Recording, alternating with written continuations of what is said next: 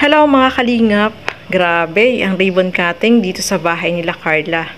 Sobrang napakadami ng tao at akala mo may kasalan na magaganap. Dito lang nangyari yan sa bahay nila Carla. Sa ribbon cutting, ito ay bonggang-bongga at inabangan ng lahat mga kasukay mga kalingap. So eto, panoorin po natin ang video na ito. Kay Carla o kay Biancy ha? Carla! Oo naman. Yan, magandang hapon po sa lahat ng manonood, sa mga nandito, sa mga viewers natin. Yan. Salamat po. At shout out siyempre sa ating founder, no? Sila Kuya Bal, si Kalinga Prag, si Ate The Vlogs na nagtayo ng Kalinga para sa mga taong nangangailangan. At grabe talaga, no? Itong ginawa nilang programa, ibang klase talaga. Grabe magbago ng buhay. Tingnan nyo naman yung mga Kalingap Angels, di naman na halos mukhang joke lang. Pero grabe isa dun si Carla sa syempre nabago ang buhay, no? At grabe, yung mga natatamasa niya, so, grabing talaga, sobrang daming blessings. At hindi lang yun, ano pa, hindi lang sa mga gamit at pera, meron pa siyang sobrang gandang bahay, sobrang laki. At tanda ko nung dati, nung 50 pa lang pabahay, nung nagsimula ako sa Kalingap, hindi po ganito ang mga pabahay natin dito. Simple lang, mga half body, na nasaksihan ko yan kasi isa tayo sa pinakauna dito. At yan, proud tayo dahil nakasama tayo sa grupo na to. At yan, nayak na set! mabuhay Kalingap! So ayun mga kasukay mga Kalingap, grabe nakakatuwa yung mensahe ni Kalingap Edo, sobrang na-overwhelmed din po siya, kahit tayo na nanonood is tuwan-tuwa tayo dahil syempre napakaganda ng bahay ni Carla, sobrang laki, kompleto sa gamit, saan ka pa, sa Kalingap lang yan, diba? So sabi nga ni Kalingap Edo, siya yung nauna at nasaksihan niya kung yung pinapagawa dati ng mga bahay is half body lang, pero ngayon kita nyo naman po talaga napakaganda na ng bahay na pinapagawa ngayon. Sobrang malaki yun na itulong lalo na sa kay Carla, sa mga kay Angels, na bago talaga yung buhay po nila.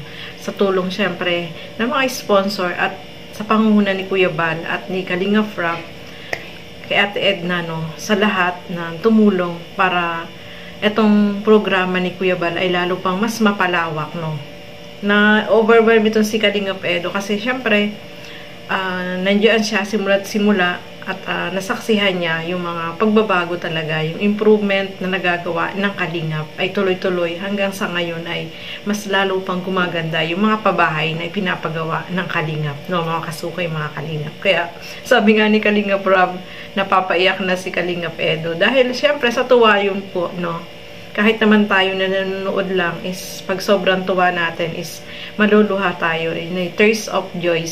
tears of joy po yun mga kasukay mga Kalingap. So, ito panoorin natin ano ba yung mensahe ni Carla na grabe. Kapag si Carla ay nagbibigay ng message, napakaganda ng kanyang mensahe. Ito panoorin po natin. Magandang hapon po sa lahat ng narito ngayon, maging sa mga viewers at supporters ng Kalingap. Unang-una po ang aking lubos na pasasalamat sa Panginoon sa lahat ng blessings and answered prayers. Super blessed and thankful din po ako sa lahat ng taong sumusuporta at nagmamahal sa akin. Sa pamilya ko at lalong higit sa love team namin ni Jomar. At syempre sa ama ng Kalingap, Kuya Val Santos Matubang, kay Ate Edna, kay Kuya Rab and Ate Jack. Kuya Rab, taus-puso po ako nagpapasalamat sa inyo sa lahat ng kabutihang dulot nyo sa aming mga beneficiaries, sa mga K-Angels, kasi talagang nababago ang buhay namin. Witness ako kung gaano kabuti ang puso ninyo, Kuya Rab. Kasi talagang hindi nyo iniiwan hanggat hindi komportable at maayos ang buhay ng bawat tinutulungan nyo. Sana po, lalo po kayong i-bless at palakasin ni God. Bigyan kanya ng magandang pangangatawan para po marami ka pang matulungan. Meron pa naman. At lalong higit, sa pagiging isang mabait na kuya sa aming mga angels. Kasi never niyo po kami pinabayaan at ginutom kapag magkakasama po tayo. Sobrang salamat po. Kay Ate Jack, maraming salamat po sa lahat ng magagandang payo na ibinibigay niyo sa aming mga angels. At sa pag-aasikaso din po kapag may event, si Ate yung tagapili ng mga damit na susuotin namin. Thank you po Ate sa effort. Napaka-supportive niyo po. Kay Kuya Val, kay Ate Edna, ama at ina ng Kalingap, pati na rin po sa kanyang mga kasamahan. Maraming salamat po kasi sa inyo nagmumula ang paglingap para sa mahihirap. Sana po ay bless kayo ni Lord para madami po kayong matulungan na kagaya namin. Maraming salamat po kasi dahil po sa inyo, kay Kuya Rab, may malaki at maganda kaming bahay. Tatunawin ko po ito bilang isang malaking utang na loob sa Kalingap habang kami ay nabubuhay. At ipapangako ko rin po na aming aalagaan at pananatilihin ang kagandahan at kaayusan ng bahay na handog ninyo sa akin at sa aming pamilya. Maraming salamat po kasi sa inyo nagmumula ang lahat ng kabutihan ng Kalingap.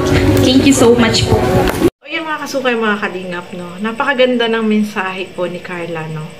Papakinggan natin is kapag nakikinig ako ng mensahe mula kay Carla, ramdam ko talaga na mula sa puso yung kanyang mensahe, no, mga kasukay, mga Kalingap. Napakaganda po ng kanyang mensahe.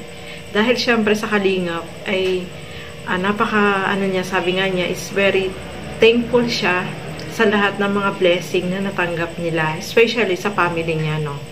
Malaki po talaga yung nabago dito sa kalagayan nila, lalo na sa pamilya niya, no. Malaki yung naitulong na bago po talaga lahat sa kanila, no, sa kalagayan nila.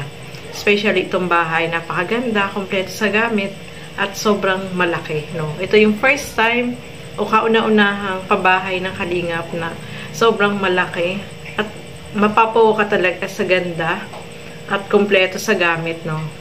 Saan ka pa beneficiary na kauna-unahang may unang aircon.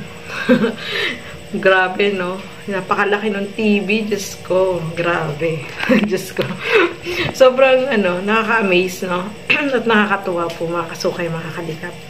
Ang laki ng improvement sa kalagayan nila, no? Yung pagbabago sa buhay nila ay sobrang napakalaki ng pagbabago na dahil lang po yan sa Kalingap. Siyempre, at galing din sa mga sponsor na nagmamahal sa kanila.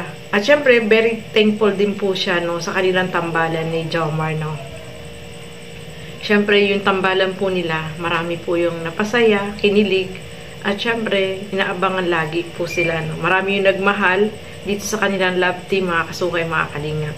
Kaya, lubos-lubos din yung kanyang pasasalamat dito kay Jomar, mga kasukay, mga Kalingap. So, ituloy pa po natin.